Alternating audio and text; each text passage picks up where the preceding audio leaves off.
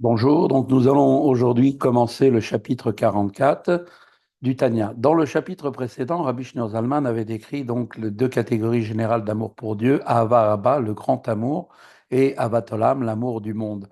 Avat Olam est un amour qui découle de la méditation sur la grandeur de Dieu, à partir de à partir du moment où on va commencer à regarder le monde tel qu'il est fait, le ciel, l'univers, et donc tout ça va nous amener à prendre conscience de l'existence de Dieu et donc de ressentir un amour pour lui.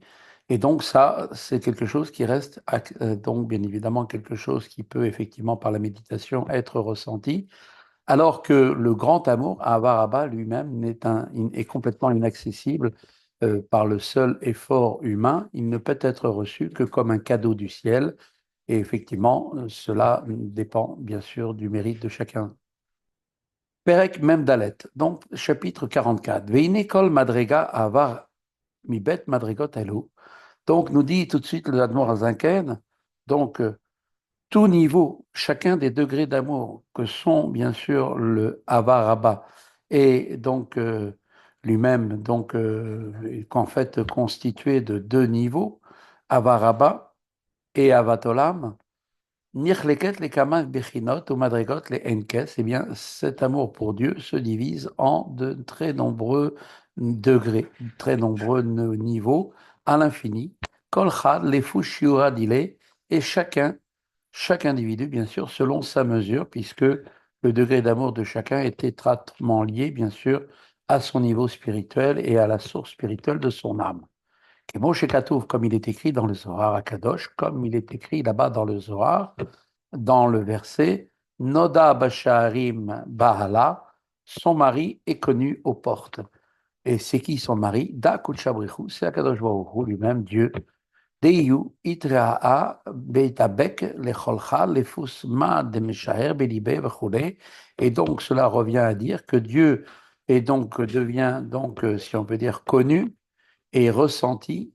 Il est donc attaché, donc mitabek, au shahar, c'est-à-dire aux portes, et sous-entendu, c'est la même étymologie que le mot, donc les mesures, chacun selon sa mesure, selon le niveau qu'il a effectivement dévoilé dans son cœur en fonction de ses, bien sûr, de ses capacités. Donc, on sait très bien que deux personnes peuvent partager un même degré d'amour pour Dieu, mais malgré tout, ils restent totalement différents l'un de l'autre par leurs traits de caractère. Et bien sûr, forcément, cela va avoir une incidence sur le ressenti de cet amour.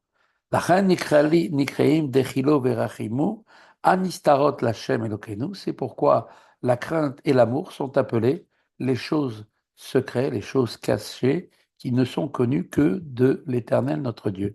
Le degré d'amour que chacun porte en son cœur demeure effectivement caché aux autres, précisément du fait de ces différences.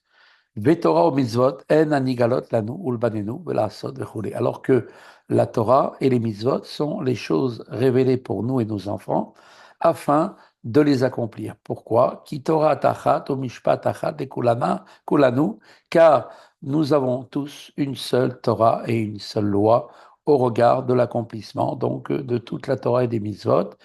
Eh bien, effectivement, dans le niveau de l'action, nous sommes tous égaux, comme il est dit, donc dans l'accomplissement Kiyum Kol Torah Mitzvot, Bechinat Maaseh. Tout Israël, donc, effectivement, de ce point de vue, est totalement identique.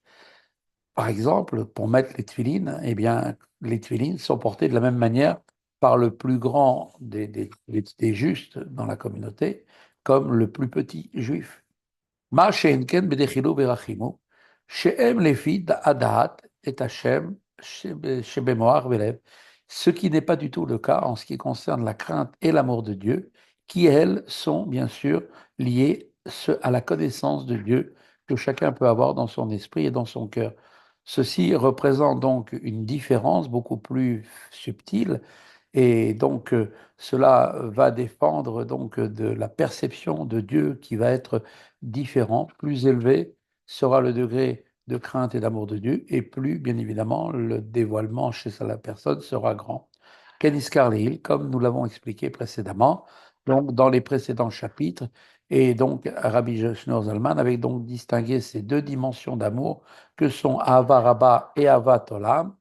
Ahava Rabba est un don, comme on a dit, d'en haut, un cadeau, un degré d'amour auquel l'homme ne peut parvenir par son seul travail, alors que Avat Olam, lui, en revanche, procède de la compréhension et de la contemplation de la grandeur de Dieu à travers l'univers, en regardant l'ensemble de toute la création. Effectivement, il se ressentir un sentiment d'amour pour Dieu, voyant la grandeur de Dieu. Une forme particulière d'amour va être maintenant analysée et elle participe de ces deux degrés à la fois. Elle ressemble à Avat Rabba en ce qu'elle est cet amour, quelque chose d'offert, et il s'agit en fait d'un amour qui est hérité lui aussi donc des patriarches. Mais la révélation de cet amour va passer par un travail de compréhension et de contemplation de toute la création par rapport, bien évidemment, à la seconde forme d'amour qui est Avat Olam, effectivement, allons voir ça maintenant dans les mots du Admor Azzaken. Ach achat I ahavat akelula mikol bechinot ou madrigot ahava rabba ve'ahavat olam.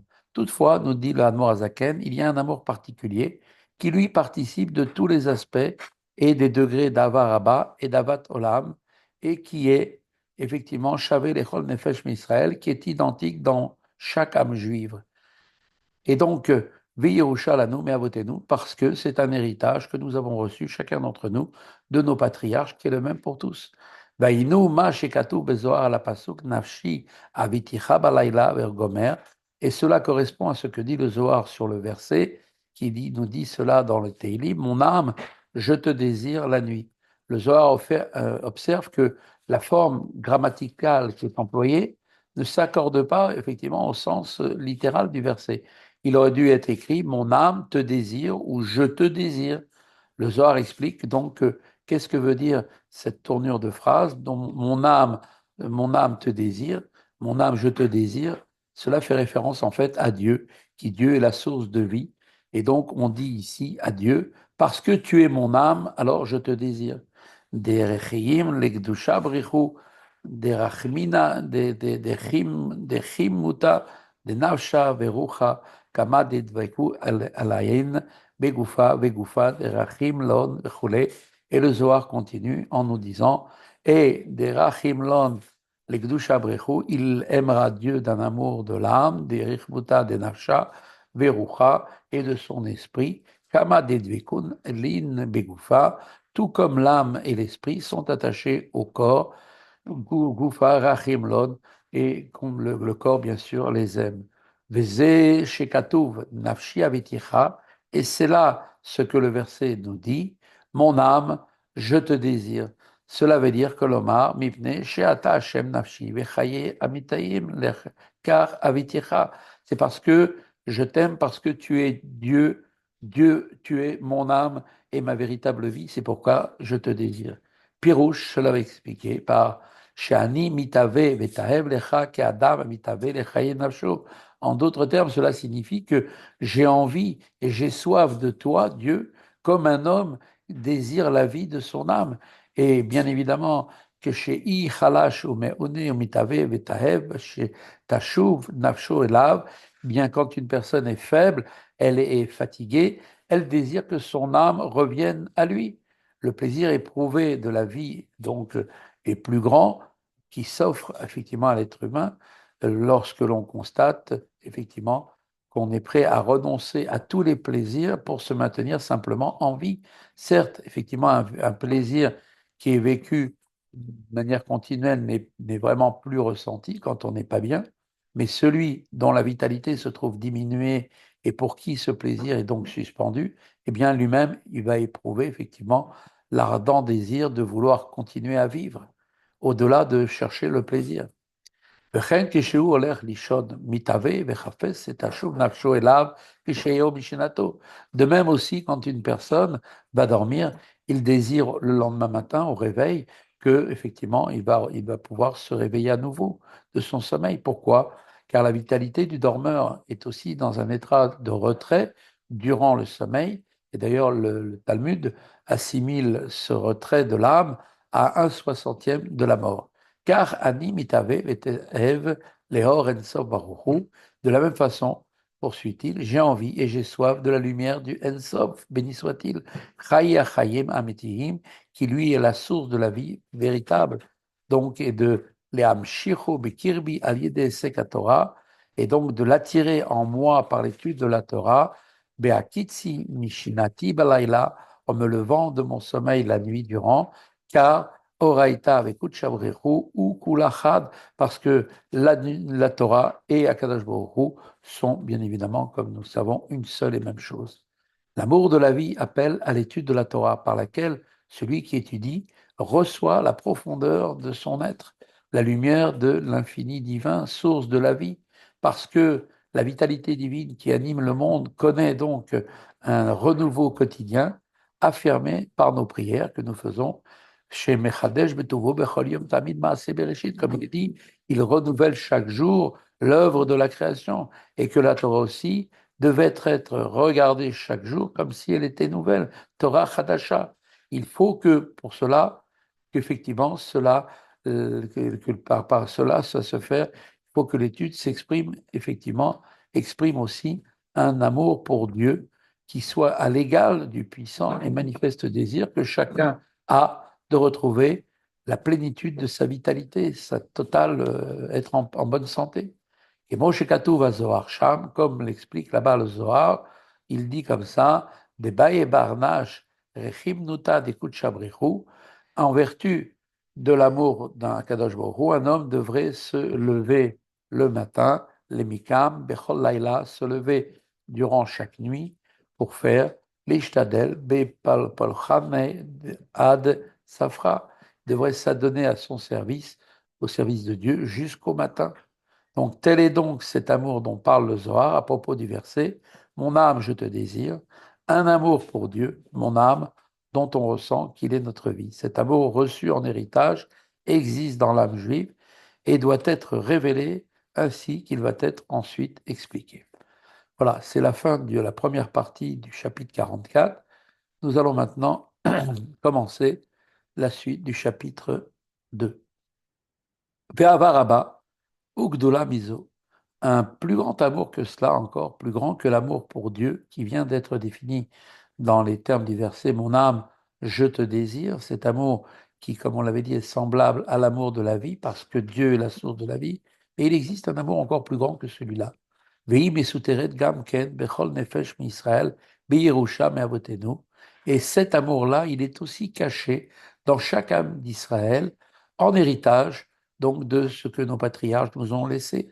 Ima shekatuv bereya mehemna, et c'est cet amour dont parle le Raya Mehemna, partie donc du Zohar, qui nous dit que Ba'ad ishtadal betor abouye veime, il s'agit d'un amour qui est en fait donc la description qui est faite par Moshe Rabbeinu comme un enfant qui œuvre pour son père et pour sa mère et qu'il aime des chachim lon yeter migameh, qu'il aime encore plus que son propre corps, benafshe veruche, et son corps et son âme.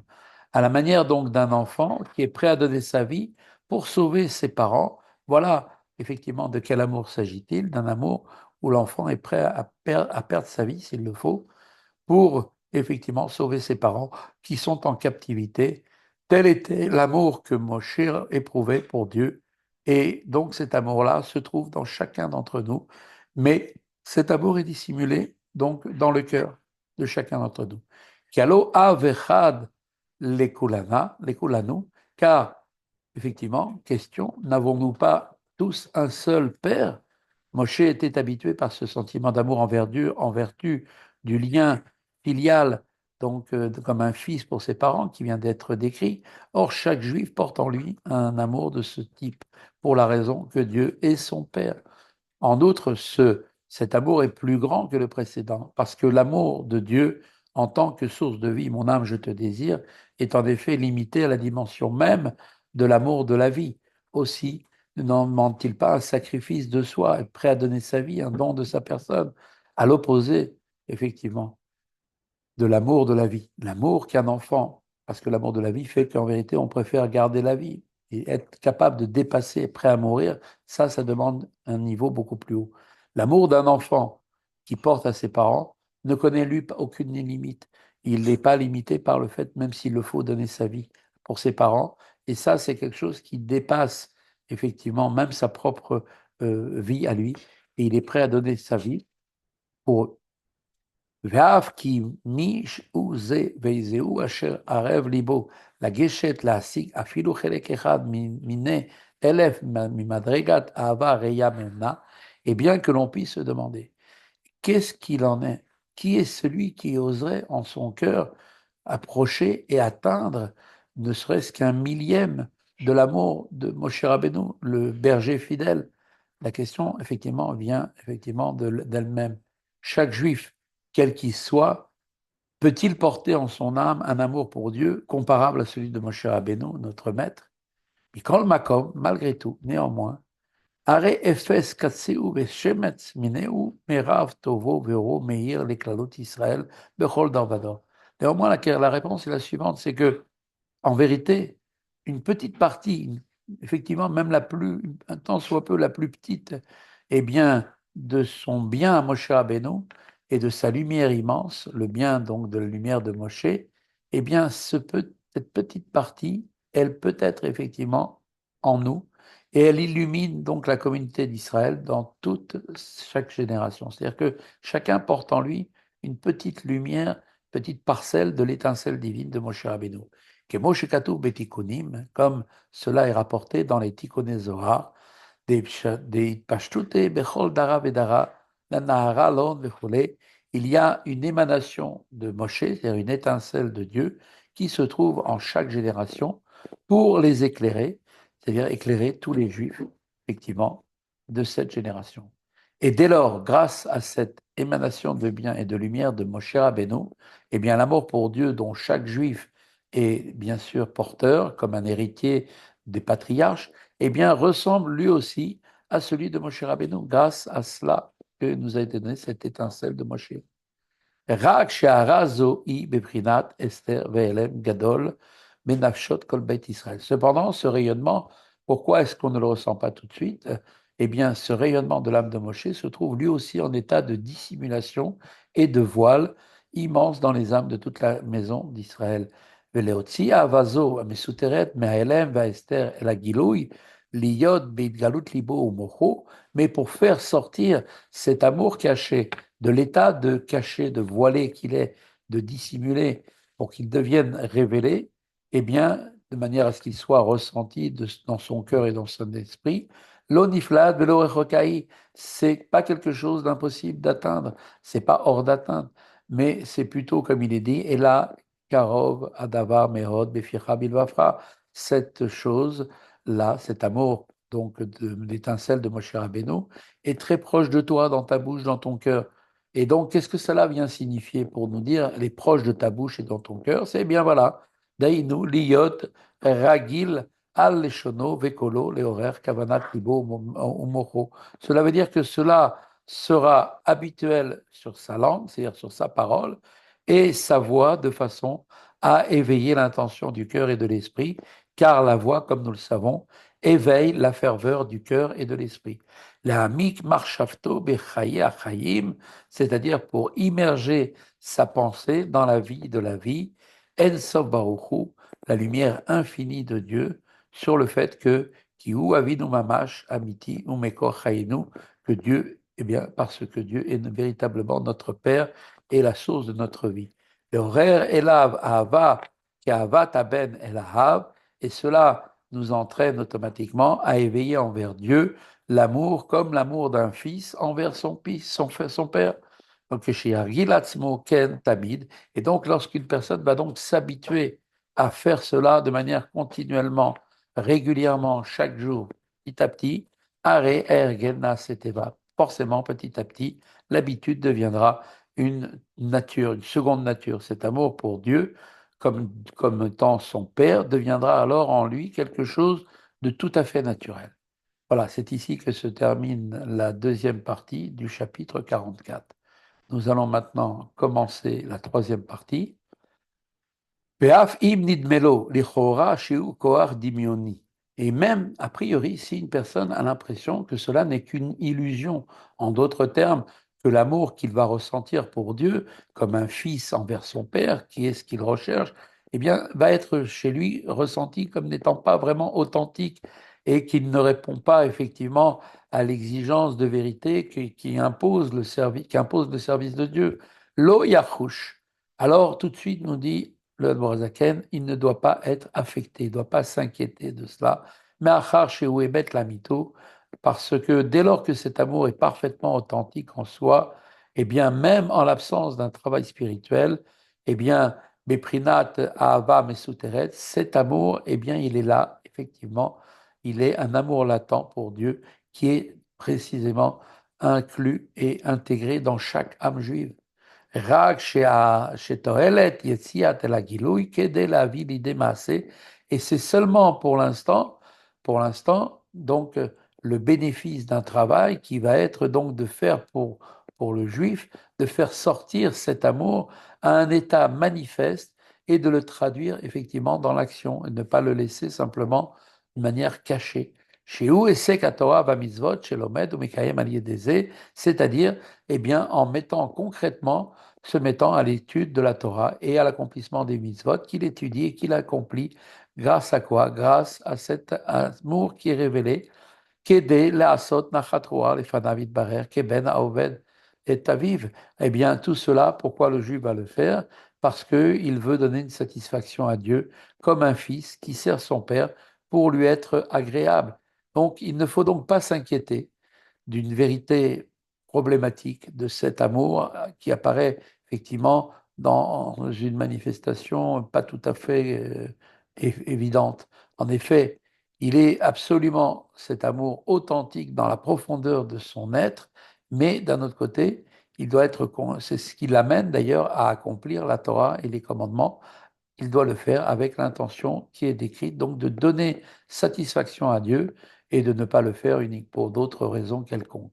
Balzé Amrou, et c'est à ce sujet d'ailleurs que nos sages ont dit, Marshavra Tova, Akadosh Bokhu Metzafra le Maase.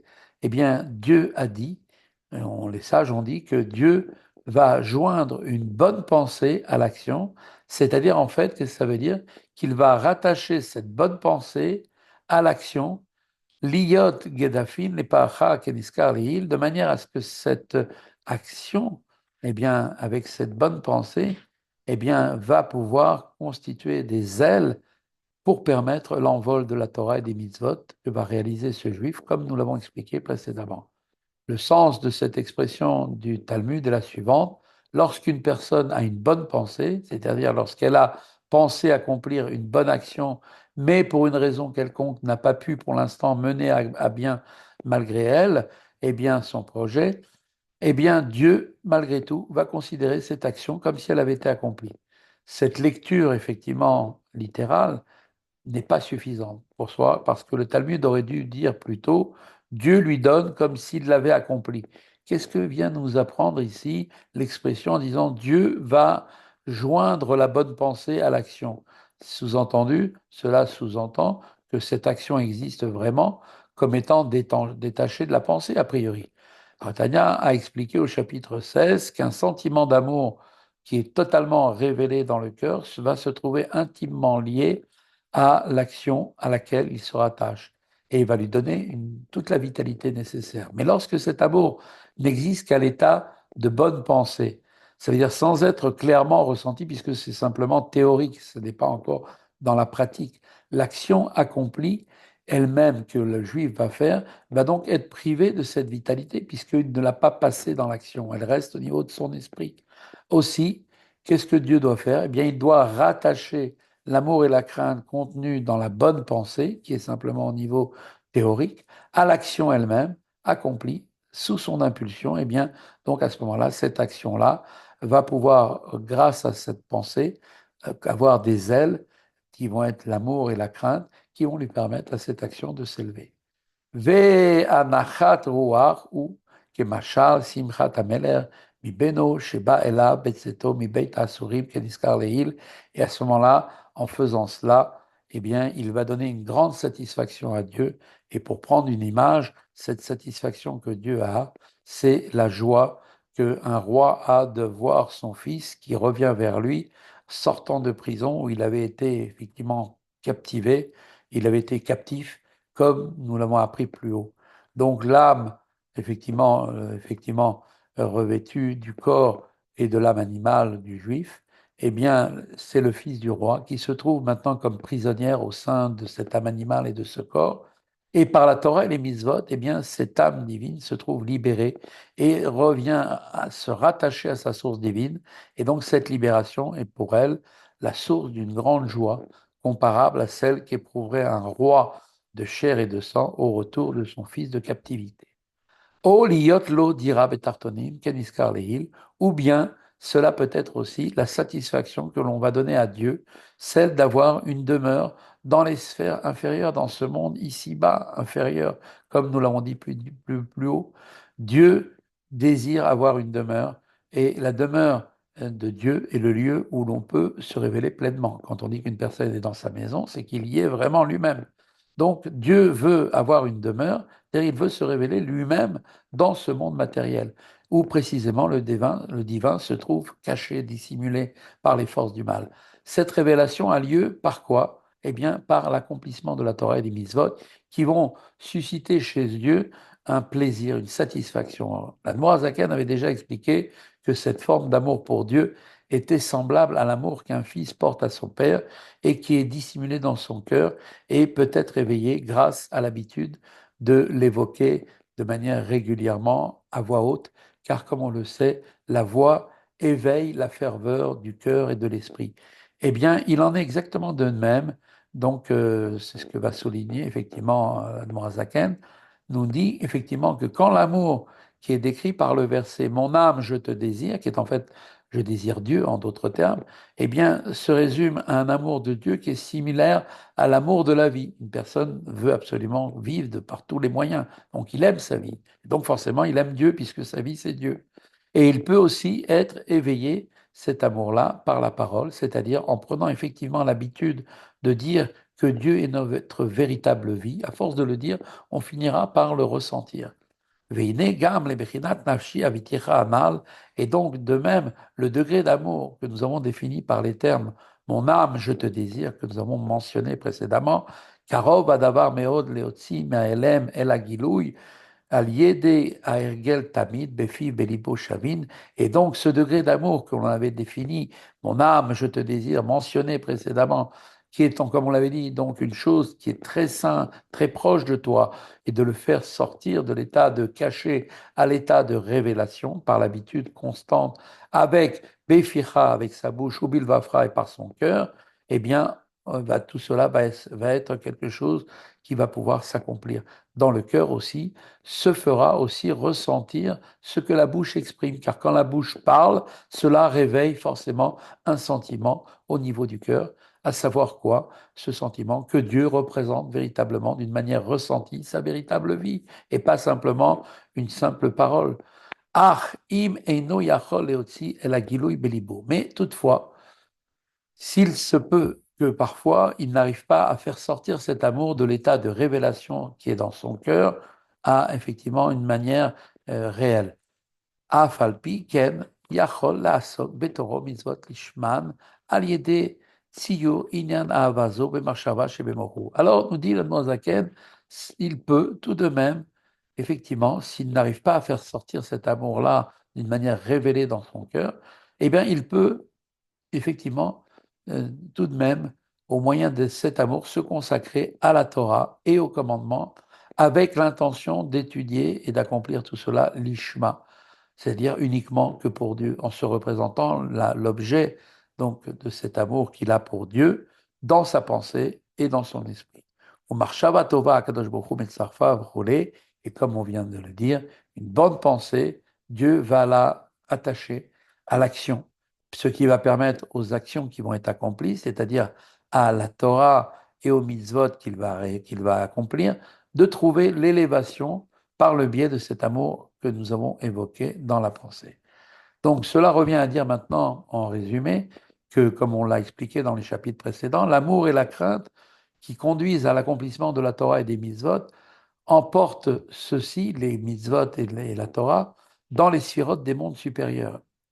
Et il existe par rapport à cette élévation, une différence entre la crainte et l'amour de Dieu, qui sont naturels, qui sont inhérents à l'âme, et les émotions qui sont nées d'une profonde méditation qui, elle, nécessite un effort personnel. Lorsque l'amour et la crainte sont naturels, c'est-à-dire qu'ils sont uniquement l'héritage que nous avons reçu de nos patriarches, eh bien, cet amour-là n'élève pas la Torah et les mitzvot accomplis sous leur emprise que jusqu'au monde de Yetzira, le deuxième monde au-dessus de notre monde, le monde des émotions, auquel se rattache cet amour et cette crainte naturelle. Mais quand l'amour et la crainte sont le fruit d'une profonde méditation sur la grandeur de Dieu, alors là, les sphirotes, ce sont les sphirotes du monde de Bria, dans lequel la sphira de Bina, la compréhension domine son qui est atteint. Parce que là, on aura Mida Keneged Mida, on aura employé notre compréhension. Et là, effectivement, on aura engendré un amour pour Dieu qui sera né grâce à nos efforts de compréhension. Abishno Zalman explique maintenant à présent que ces deux formes d'amour, celui défini par les termes, comme on avait dit, mon âme, je te désire, sous-entendu, je comprends que toi, Dieu, tu es mon âme, et donc je t'aime forcément. Et donc l'amour illustré par l'image comme un fils, qui est un deuxième amour beaucoup plus haut, un fils, l'amour d'un fils pour son père, qui est prêt à donner sa vie s'il le faut pour faire plaisir à ses parents, et donc les sauver s'ils sont en captivité. Eh bien, tout cela, effectivement, c'est ce que nous avons hérité. Chacun est un amour qui est inné en nous, parce que chacun l'a hérité des patriarches. Malgré tout, sont effectivement, peuvent être effectivement, quand elles sont révélées, ressenties effectivement dans le cœur par l'intermédiaire d'une élévation jusqu'au monde de Bria. Car la révélation de ces deux formes d'amour est également liée à la profonde méditation sur le fait que, d'une part, Dieu est notre source donc de vie, donc et qu'il est en même temps aussi notre vrai Père. Elles sont donc ces deux amours-là, donc comme intellectuel et sentimental. En revanche, si cet amour reste dissimulé dans le cœur, pour n'apparaître que dans l'esprit, l'élévation produite s'arrête au monde de Yetzira, le niveau donc des sentiments. Voilà, c'est ici que se termine la troisième partie du chapitre 44. Nous allons continuer avec le quatrième chapitre, chaque quatrième partie, pardon. Veine bet bechinot ahavot elu. L'Admorazaken nous dit, or, ces deux niveaux d'amour, l'amour signifié par les termes mon âme, je te désire, donc l'amour de la vraie source de vie qui est Dieu, et l'amour correspondant à l'expression comme un fils envers son père, c'est-à-dire un sentiment d'amour filial pour ses parents, qui est au-delà de toute la logique. Af she'en Yerusha lanu me'avotenu, nous dit bien que ces amours-là soient pour nous un héritage de nos patriarches, et donc que Moteva benafshotenu, c'est comme une nature dans nos âmes, vechen ayira kilula behen, il en est de même aussi de la crainte qui est comprise et aussi naturellement présente par l'héritage que nous avons reçu de nos patriarches. Sheil ira mili pared, cette crainte, c'est en fait la crainte d'être séparé à Dieu que Dieu préserve. Donc, Mekor, Mimekor, Chayenu, Ve'avinu, Amiti, Baruchu, c'est-à-dire en fait la crainte de se séparer de notre vie et de notre Père, béni soit-il. L'amour de Dieu en tant que source de vie implique également la crainte que par la faute nous soyons séparés de Dieu, qui est notre source de vie. Et de même, l'amour de Dieu en tant que Père va exprimer la crainte de nous voir séparés de notre Père. Afalpiken, nous dit tout de même l'Admorazaken. Néanmoins, Einam nikraot beshem dechilo verachimut tevihim. Ils ne sont pas qualifiés d'amour et de crainte naturelle. Ce qui veut dire que Ela keshen bemocho marchavto levad. Ce n'est que quand ils sont que seulement dans l'esprit et dans la pensée uniquement et dans les recoins du cœur. À ce moment-là, metalumot libo veaz mekoman beyut sfirot yetzira. Et donc leur place n'est que dans les 10 sfirot du monde de Yetzira, le monde supérieur au nôtre. ולשם אין מעלות עמהם התורה ומצוות הבאות מחמתן ובסיבתן.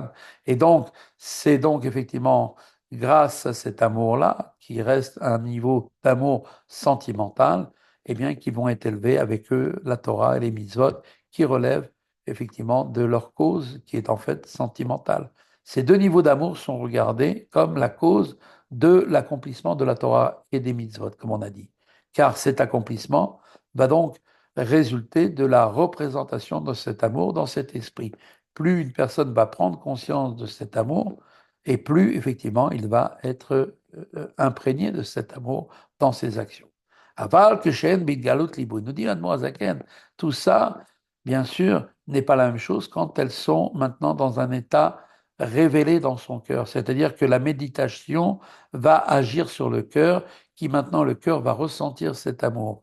Nikraim Reuta Deliba Bezoar, cela est appelé dans le Zohar, Reuta Deliba, traduction, le désir du cœur, ce qui va représenter en fait le degré supérieur à l'amour et à la crainte naturelle. Umekomam, Beyut Sfirot Debria, et leur place à ce moment-là n'est plus dans le monde de Yitzhira, mais on monte à un niveau supérieur, le troisième monde, en s'élevant du bas, et donc le monde de Bria, où ils vont s'élever là-bas avec eux.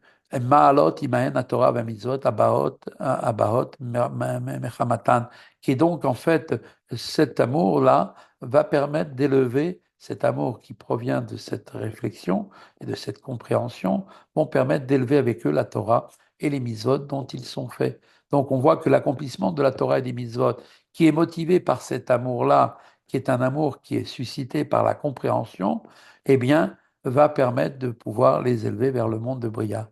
Et donc c'est pourquoi ces deux degrés relèvent de la nature de chaque juif. Maintenant la question c'est pourquoi effectivement ces deux niveaux-là d'amour sont-ils rattachés au monde supérieur de Bria? Alors il dit tout de suite, מפני שיציאתן מעליהם בהסתר הלב, אל בחינת גילוי, היא על ידי הדעת. Eh bien, parce que le fait qu'ils sortent de l'état de cachet dans lequel ils étaient et dans les parties les plus cachées du cœur, eh bien, à un niveau de révélation, cela a été fait par quoi? Par da'at, par la connaissance, par la faculté de da'at. Eh bien, cela a donné la possibilité qu'il y a tamarshava bechozek ובהתבוננות עצומה מעומקא דליבה יתיר ותדיר באין סוף ברוך הוא, eh bien cela, en révélant par l'intermédiaire de Da'at, va permettre de fixer la pensée avec une intense méditation du fond du cœur qui sera beaucoup plus quelque chose d'appliqué de manière régulière sur le Ensof béni soit-il. Et à ce moment-là, il va atteindre cette dimension supérieure de pouvoir faire monter ce Torah et ses mitzvot qu'il accomplit vers le monde de Bria, le monde de la connaissance. Erhu chayenu mamash ve'avinu amiti baruchu.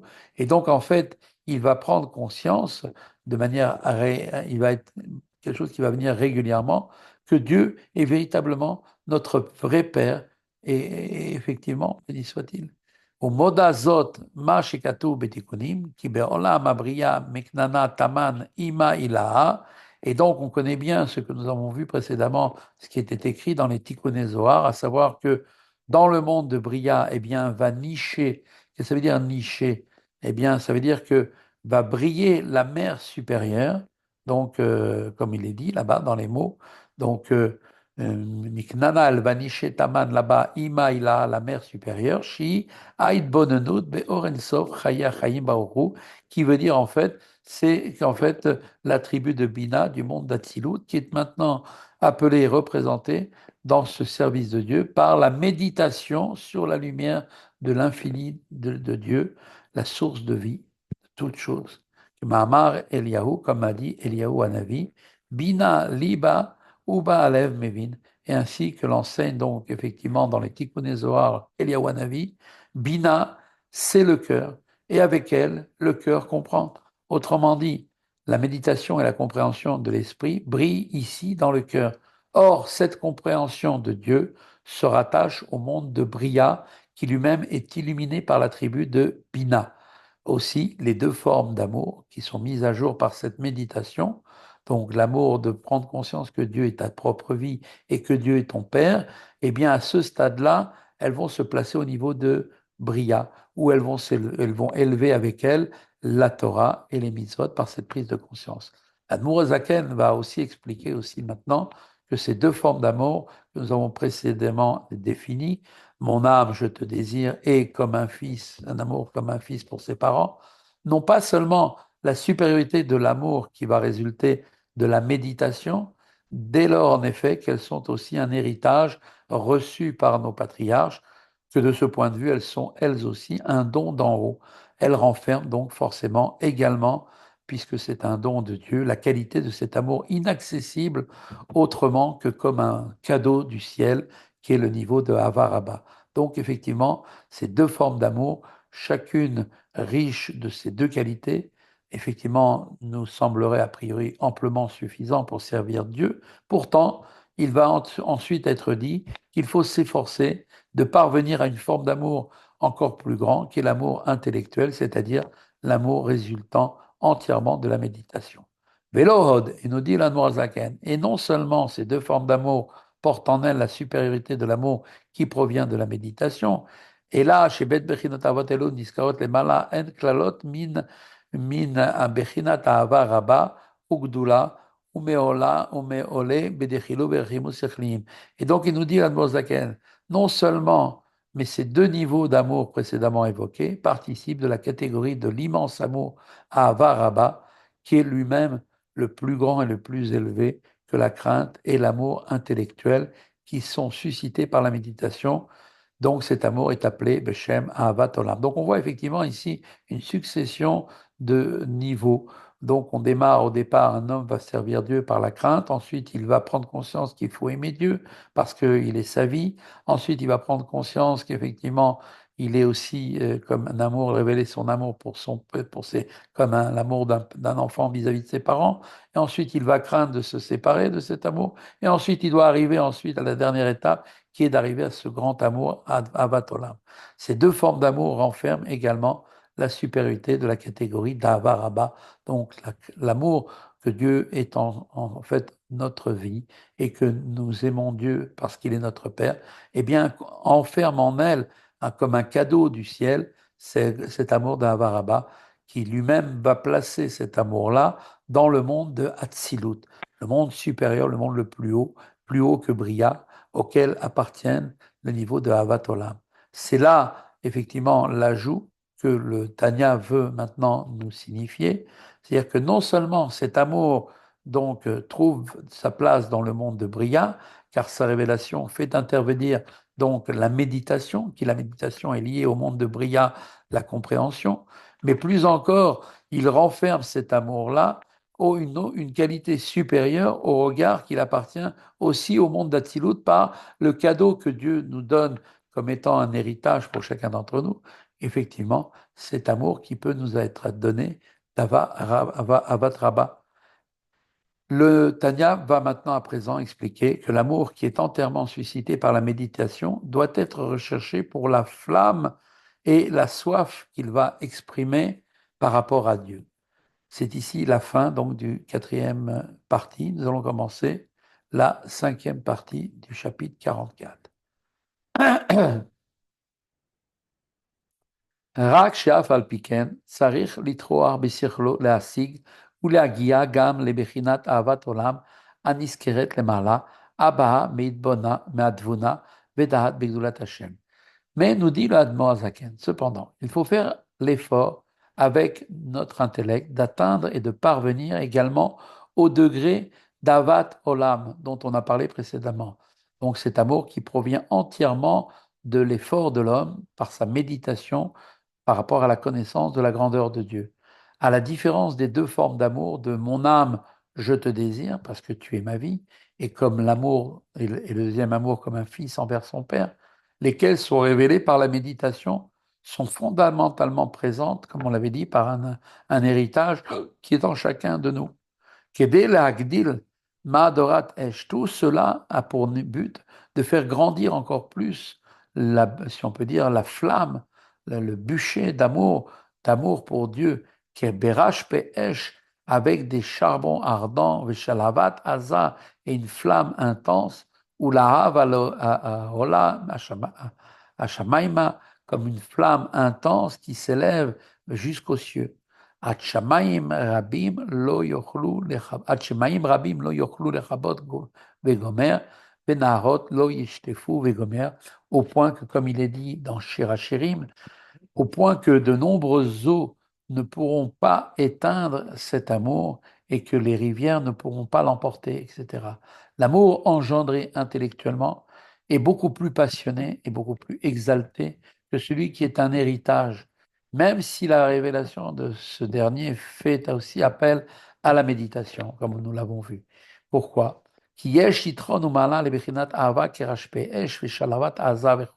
Parce qu'il y a un avantage à cette qualité propre à l'aspect de l'amour, comme des charbons ardents et une flamme intense. Cela veut dire Abba mehadvuna vadat begdulat ensof baruchu, qui eux, cet amour-là, provient de la méditation et de la connaissance de la grandeur, c'est-à-dire du niveau transcendantant qui transcende totalement toute l'existence au niveau de ce niveau, donc la lumière infinie de Dieu.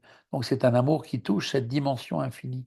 Al shete bechinot ahava niskarot lemala, c'est-à-dire sur les deux niveaux d'amour que nous avons précédemment mentionnés, kacher enam kerash peyesh vishalava de roulé, qui eux ne sont pas arrivés à atteindre un amour comme des charbons ardents et une flamme intense, mais proviennent d'un sentiment de proximité de Dieu en tant que source de notre vie, ou bien de notre Père, l'amour d'un tant un fils comme un Père. Eh bien, là est la supériorité de l'amour ardent. Elle est en fait Keitron ou Malazav à la Kesev Echule, Moshekatu Lekaman. Et donc, cette supériorité eh bien, est comparée au bénéfice qu'a la qualité de l'or, qui est bien sûr supérieure par rapport à l'argent, comme il sera expliqué plus tard.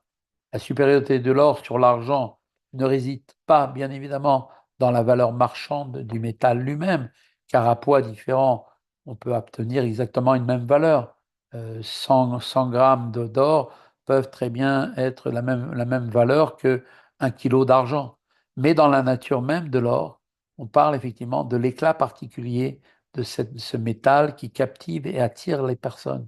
De même, l'amour qui est suscité par la méditation ne correspond pas à une catégorie d'amour supérieure. Au contraire, l'amour défini comme Avaraba, qui est un présent, un cadeau de Dieu, lui est supérieur.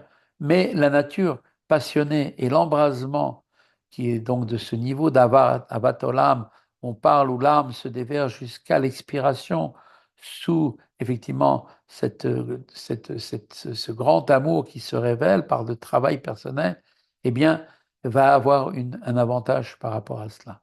Il s'agit là d'une première raison pour laquelle l'amour qui résulte de la méditation doit être recherché sans ménager nos efforts.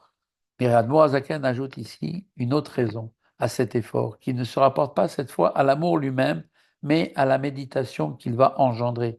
La méditation représente en soi effectivement une finalité, parce que, en fait, elle s'accomplit, effectivement, par elle va s'accomplir l'intention de Dieu dans la création, à savoir que les êtres créés aient une connaissance et une perception de sa grandeur. Dieu veut que l'on sache qu'il est là, qu'il existe. Vegam ze, vegam ki ze kol adam betachlito. Et parce qu'il en est en cela toute la finalité même de la raison même d'existence de l'homme. Dieu veut que l'homme le connaisse. Les Mahandat et Kevod Hashem, afin que l'homme connaisse, apprenne à connaître la gloire de Dieu. Beikar Tiferet Gdolato et la splendeur de sa majesté. Ish Kefi Asher Yochal Sehed, chacun selon le niveau qu'il pourra appréhender, selon ses forces et ses capacités. Que Moshe Katu Bereya Memna, comme il est écrit d'ailleurs dans le passage du Zohar, Raya Memna, section Bo, Parashat Bo, Begin Deish Modain Le Bechore Kenoda, afin, Dieu demande effectivement que l'on va le chercher, afin qu'on le connaisse comme il est connu. C'est-à-dire que la méditation qui conduit à l'amour, eh bien, va renfermer en elle donc une supériorité et va constituer à elle-même un but en soi. Cette méditation va exiger en effet une application beaucoup plus importante, une implication que la révélation des deux formes d'amour précédemment présentes en héritage. Effectivement, pour éveiller les deux formes d'amour présentes en héritage, il nous suffit de méditer l'idée que Dieu est notre source de vie, ou bien qu'il est notre véritable Père. Mais susciter L'amour de Dieu uniquement par la méditation exige une méditation beaucoup plus difficile et beaucoup plus profonde et une compréhension du divin beaucoup plus approfondie. Ainsi s'accomplira, grâce à cela, le but de Dieu, que les êtres créés le connaissent et aient une perception de sa grandeur, béni soit-il. Ainsi, il s'agit donc là d'une raison supplémentaire de ne pas se satisfaire de l'amour reçu en héritage pour rechercher également l'amour qui ne peut naître que de profondes méditations sur la grandeur de Dieu. C'est ici que se termine le cinquième partie et la fin du chapitre 44. Voilà, à très bientôt et bonne étude, bonne révision. Révisez pour ne pas oublier, n'oubliez pas de réviser.